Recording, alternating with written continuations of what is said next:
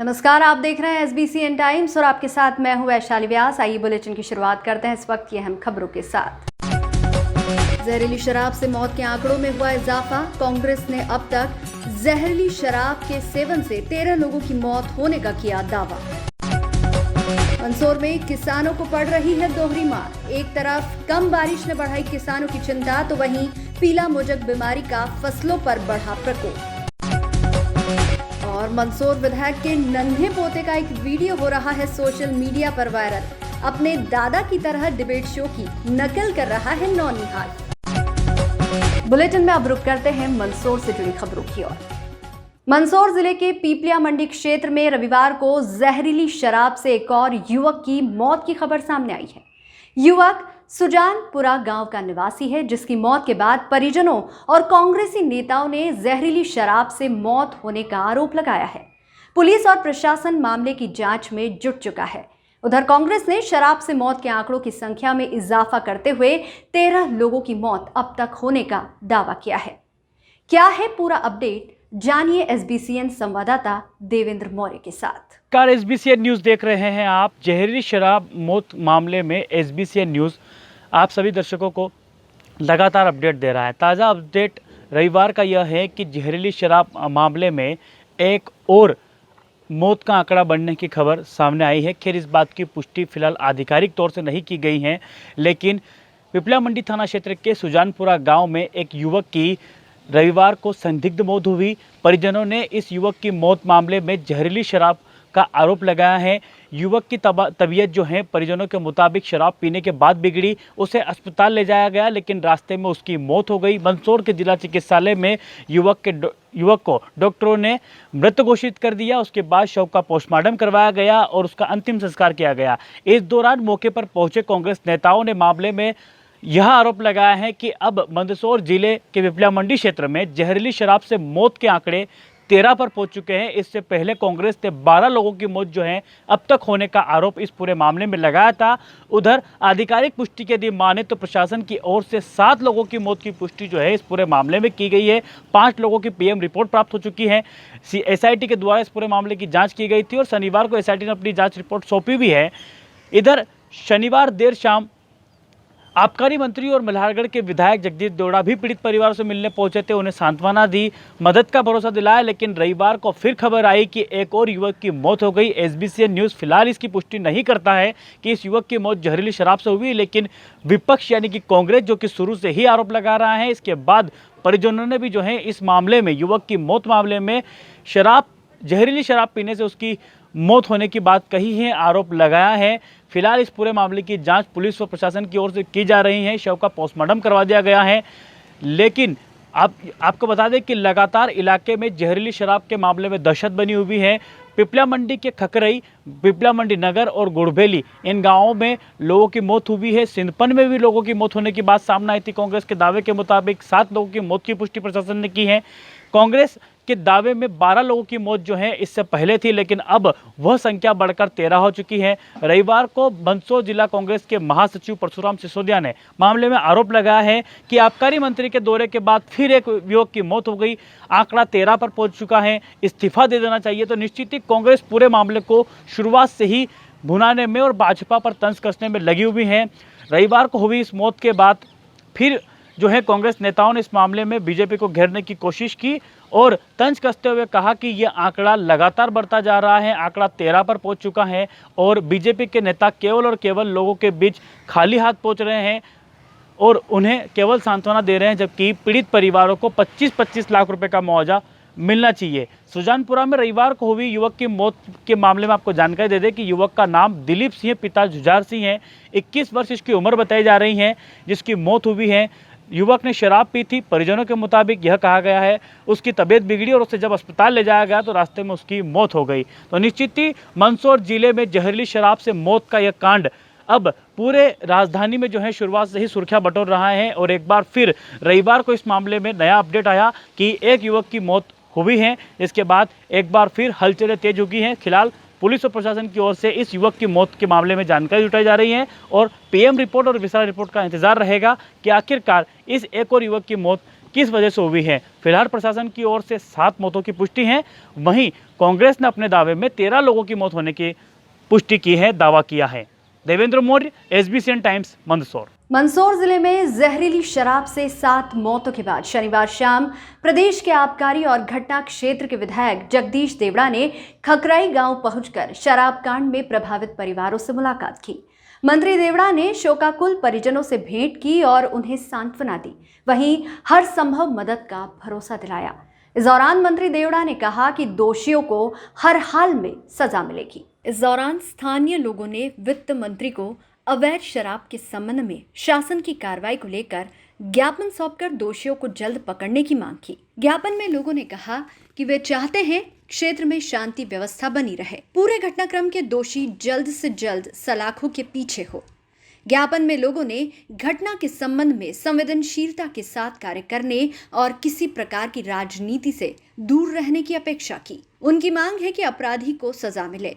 Media से चर्चा में मंत्री जगदीश देवड़ा ने कहा कि मामले की उच्च स्तरीय जांच चल रही है। मामले की पूरी तरह तह तक जाने की कोशिश सरकार कर रही है। उज्जैन मुरैना के मामलों पर भी सरकार ने संज्ञान लिया है और कार्रवाई की है।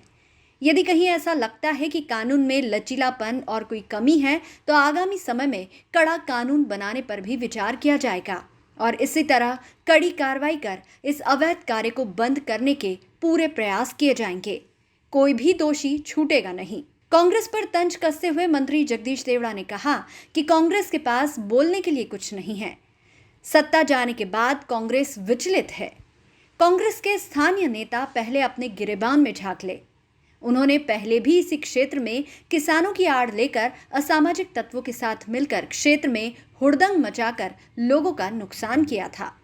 मंत्री देवड़ा ने जहरीली शराब से मौत मामले में दोषियों पर कार्रवाई की बात कहते हुए पीड़ित परिवारों को शिक्षा, रोजगार सहित पूरी मदद देने का आश्वासन दिया। SBCN टाइम्स के लिए मंदसौर से शंभू मेघ की रिपोर्ट। तत्काल जैसे ही घटना हुई मेरे भी संज्ञान में आई, शासन के भी आई। यहाँ पर सारे शासन के पूरे अधिकारी मौके पर पहुँच करके उन्होंने सारी स्थिति का जायजा लिया और पूरे मामले की उच्च स्तरीय माननीय मुख्यमंत्री जी ने एक समिति बनाई थी। राजेश राजौरा ACS हैं, उनके नेतृत्व में एक कमेटी बनाई थी जो यहाँ पर जांच करके गई भी है और पूरी तरीके से इसकी छानबीन चल रही है, जांच चल रही है। पुष्टि जितने लोगों की हुई है वो सामने है, लेकिन तह तक जाने की कोशिश सरकार की ओर से पूरी हो रही है। उज्जैन हुई, मुरैना हुई, सरकार ने तत्काल संज्ञान में लेकर के जितनी कड़ी से कड़ी कार्रवाई हो सकती है वो कार्रवाई सरकार ने पूरी की है। गिरफ्तारियां हुई है, उनके खिलाफ कार्रवाई हुई है।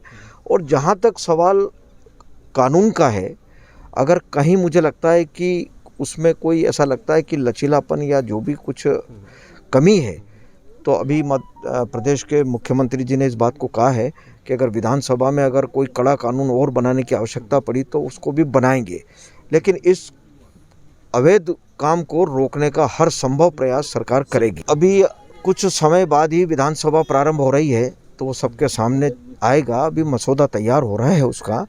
निश्चित रूप से मुझे पूरा भरोसा है कि जब कड़ा कानून होगा और कड़ी कार्रवाई होगी, कार्रवाई तो अभी भी होगी, कोई भी दोषी छूटेगा नहीं।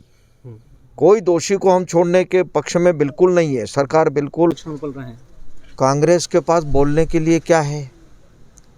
कांग्रेस की सरकारें भी रही है। दिग्विजय सिंह जी बैठे थे, कमलनाथ जी बैठे थे, उस समय कहाँ कहाँ अवैध शराब के मामले पकड़ाए थे।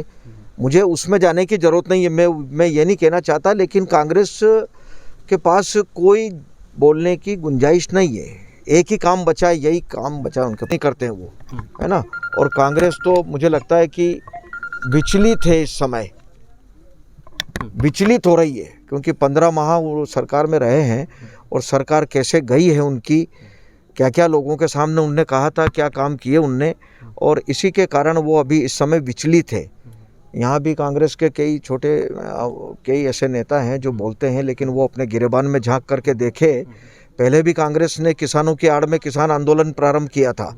ये वही क्षेत्र है, ये वही क्षेत्र है जहाँ पर कांग्रेस ने किसानों की आड़ लेकर के, किसान आंदोलन नहीं था, किसानों की आड़ लेकर के जो भी इस प्रकार के असामाजिक तत्व थे उन्होंने इस क्षेत्र में हुड़दंग मचाया था, आगजनी की थी, नुकसान किया था, पूरे क्षेत्र को तबाह किया था। क्या हुआ उसका परिणाम? जनता ने विधानसभा के चुनाव में परिणाम देके बताया उनको। मैंने कहा कि इसकी तह तक जाएंगे, कहाँ बनती है ये, कौन लोग है, उनके खिलाफ कार्रवाई होगी। मैंने उनको कहा है उनके बच्चे स्कूल में अगर पढ़ रहे हैं तो उनकी जो मदद हो सकती है वो पूरी मदद करेंगे। उनको कहीं अगर काम धंधे से अगर लगाया जा सकता है तो वो चिंता करेंगे। ये परिवार मैं जानता हूँ सबको, बहुत गरीब परिवार है और इनकी पूरी मदद करने का हर संभव सरकार पूरा प्रयास। किसी ने ठीक कहा है कि बच्चे मन के सच्चे होते हैं, जैसा बड़ा करते हैं वैसी नकल की बच्चे कोशिश करते हैं। ऐसी ही एक नकल का वीडियो मंदसौर के एक बच्चे का सोशल मीडिया पर तेजी से वायरल हो रहा है। वीडियो में बच्चा टीवी पर होने वाली डिबेट शो की नकल करते दिख रहा है। देखें वायरल वीडियो की ये रिपोर्ट। आपको बता दें कि ये बच्चा मंदसौर विधायक यशपाल सिंह सिसोदिया का पोता है। इस वायरल वीडियो को देखने के बाद प्रदेश के मुख्यमंत्री शिवराज सिंह चौहान ने कहा कि नन्हे नव्य जन्मजात लीडर हैं। सीएम शिवराज ने बच्चे की तारीफ करते हुए कहा कि विधायक यशपाल सिंह सिसोदिया ने अपने 2 साल के पोते नव्य प्रताप का वीडियो अपने सोशल मीडिया हैंडल पर शेयर किया। उन्होंने लिखा, बच्चे मन के सच्चे, जैसा बड़े करते हैं वैसा ही छोटा भी सीखता है। इस वीडियो को सीएम शिवराज ने भी अपने सोशल मीडिया अकाउंट पर शेयर किया।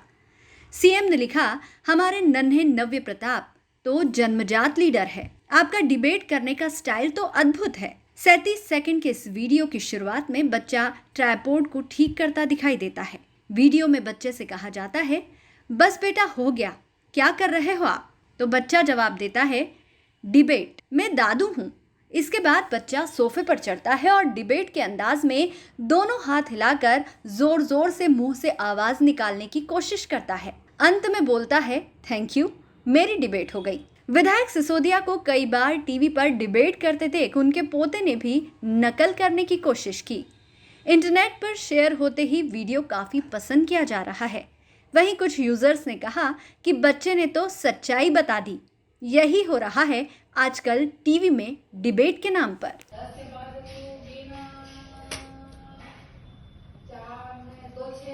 बस हो गया ना? क्या कर रहे हो आप? डिबेट? हाँ, मैं दादू हूँ। अच्छा, आप दादू हो? हाँ।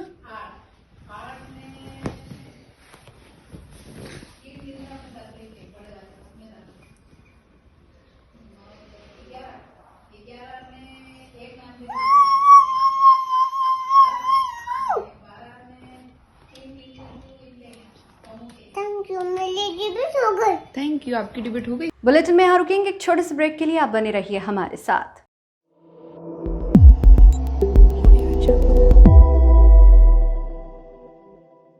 प्रधानमंत्री नरेंद्र मोदी के नेतृत्व में केंद्र सरकार ने मेडिकल कॉलेजों में एडमिशन को लेकर ओबीसी और आर्थिक रूप से कमजोर वर्ग के छात्रों के लिए आरक्षण मंजूर कर लिया है। अब दोनों graduate, MBBS, BDS, post graduate और डिप्लोमा स्तर के मेडिकल कोर्सेज में प्रवेश के लिए अन्य पिछड़ा वर्ग ओबीसी के छात्रों को 27% और आर्थिक रूप से कमजोर ईडब्ल्यूएस के छात्रों को 10% आरक्षण मिलेगा। उक्त जानकारी मंदसौर भाजपा जिला कार्यालय पर आयोजित प्रेस वार्ता में भाजपा के राष्ट्रीय सह कोषाध्यक्ष एवं सांसद सुधीर गुप्ता ने दी। इस दौरान भाजपा जिला अध्यक्ष नानालाल अटोलिया भी उपस्थित रहे। प्रेस वार्ता में सांसद सुधीर गुप्ता ने कहा कि पीएम मोदी जी के नेतृत्व में देश सर्व समाज को लेकर तेजी से आगे बढ़ रहा है। कृषि क्षेत्र हो या रक्षा का क्षेत्र हो, आर्थिक क्षेत्र हो या चिकित्सा का क्षेत्र हो, प्रधानमंत्री नरेंद्र मोदी ने यथासंभव नीति का निर्धारण किया है। देश में चिकित्सा शिक्षा के क्षेत्र में अखिल भारतीय कोटे में ओबीसी एवं ईडब्ल्यूएस वर्ग में आरक्षण देने की मांग लंबे समय से इस वर्ग के शिक्षार्थियों के द्वारा की जा रही थी। देश की विभिन्न अदालतों में इस प्रकार के आरक्षण के लिए कई अदालती कार्रवाई की जा रही थी। इस विषय को गंभीरता से लेकर देश के प्रधानमंत्री नरेंद्र मोदी ने इस वर्ग विद्यार्थियों के लिए ये आरक्षण नीति घोषित की। जिसके कारण अब देश के लगभग 5,000 से ज़्यादा चिकित्सकीय शिक्षा प्राप्त कर रहे अभ्यर्थियों को लाभ होगा और देश में जनसंख्या घनत्व के आधार पर चिकित्सकों की कमी दूर होगी। प्रेस वार्ता के दौरान आज भारतीय जनता पार्टी मंदसौर के पदाधिकारी मौजूद रहे। इस दौरान भाजपा पिछड़ा मोर्चा द्वारा आतिशबाजी भी की गई। बहुत खुशियां हैं देश में, क्योंकि हम भारत को सारी दृष्टियों से रेखांकित कर कर ही आगे बढ़ा सकते हैं। और हम जानते हैं कि जो इकोनॉमिकली पीछे रह गए हैं, ऐसे इकोनॉमिकली वीकर सेक्शंस को भी 10% आरक्षण इसमें दिया गया है, जो सभी जाति समुदाय के हैं। और ओबीसी जनरली गांव में रहने वाले समाज होते हैं और एजुकेशन के कंसेप्टों में कहीं न कहीं अगर पीछे हैं तो, और सुप्रीम कोर्ट्स की भी भावना रही है, देश की जनता की भी भाव और भावना रही है, तो देश के प्रधान माननीय नरेंद्र मोदी जी ने देश के इस आग्रह को स्वीकार किया और जो ऑल इंडिया कोटा है उसमें इकोनॉमिकली वीकर सेक्शंस को और बैकवर्ड क्लासेस को दोनों को आरक्षित किया, एक को 27% और एक को 10%। और एसटी और एससी ये दोनों वर्ग पहले आरक्षण श्रेणी के अंदर समाहित हैं और हम समझते हैं कि ये एक पूर्णता है जिसमें देश का कोई भी कमज़ोर वर्ग अब मुख्य धारा से अपने आप को दूर नहीं महसूस कर पाएगा और सभी वर्गों को समाहित किया है। और इकोनॉमिकली वीकर सेक्शन को लेकर एक जनरल क्लासेस को भी इसमें उचित स्थान मिला है। जो बच्चे अच्छे से पढ़कर जाते हैं उनके लिए भी और बाकी परसेंटेज में कॉम्पीट करने का बहुत अच्छा अवसर है। और मैं समझता हूँ कि इससे देश के स्वास्थ्य ढांचे में बहुत बड़ा बदल आएगा, क्योंकि लगभग 179 नए मेडिकल कॉलेज इन 7 सालों में देश को घोषित हुए हैं या बने हैं। और जो स्थापित मेडिकल कॉलेज थे उन्होंने भी अपनी सीटें बढ़ाई है। इस आरक्षण से 4,000 बच्चे लाभान्वित होंगे और ये प्रसन्नता है। आज भारतीय जनता पार्टी के ओबीसी मोर्चा ने भी इस प्रसन्नता को अभिव्यक्त करने के लिए और सारे ओबीसी वर्ग के प्रमुख लोग यहाँ एकत्रित हुए हैं। नहीं, इसको एकदम कछुआ चाल तो नहीं कहा जा सकता, क्योंकि इसका डेडलाइन है और इसमें कोई अस्वीकृति या असहमति का शब्द नहीं है। ज़मीन चयन करना ये एक बड़ा विषय था, क्योंकि आने वाले 100 सालों तक उसका महत्व है। और ये मेडिकल कॉलेज है, ये पहली बार रेखांकित हुआ है, डिस्ट्रिक्ट हॉस्पिटलों से लिंक्ड मेडिकल कॉलेज है ये। इसमें फैकल्टीज़ को और बच्चों को बार बार डिस्ट्रिक्ट हॉस्पिटल की ओर आना पड़ेगा, इसलिए जितना कम दूरी हम कर पाएंगे उसका भविष्य में बहुत लाभ होना है। इसीलिए दूसरी ज़मीन चयन करने की प्रक्रिया में जो समय लगाया वो पूर्णता की ओर है। और रतलाम में कब का घोषित है? रतलाम में 2016 का अनाउंस कॉलेज है, वो बना है। मंदसौर का कॉलेज अभी पिछले वर्ष अनाउंस है और पूरा एक वित्तीय वर्ष कोविड काल में गया है। ये देश को अच्छे से ध्यान में, ये अपने निर्धारित समय के आसपास पूर्ण होगा। 2023 इसका डेडलाइन है। भारतीय जनता पार्टी पिछड़ा वर्ग मोर्चा जिला मंदसौर के द्वारा माननीय नरेंद्र मोदी जी की सरकार ने जो ऐतिहासिक निर्णय लिया है, इसके पूर्व में भी कांग्रेस की सरकार ने लंबे समय तक बहुत बड़ा छलावा ओबीसी वर्ग के साथ किया है। आरक्षण के नाम पर लगातार ओबीसी वर्ग को छला गया।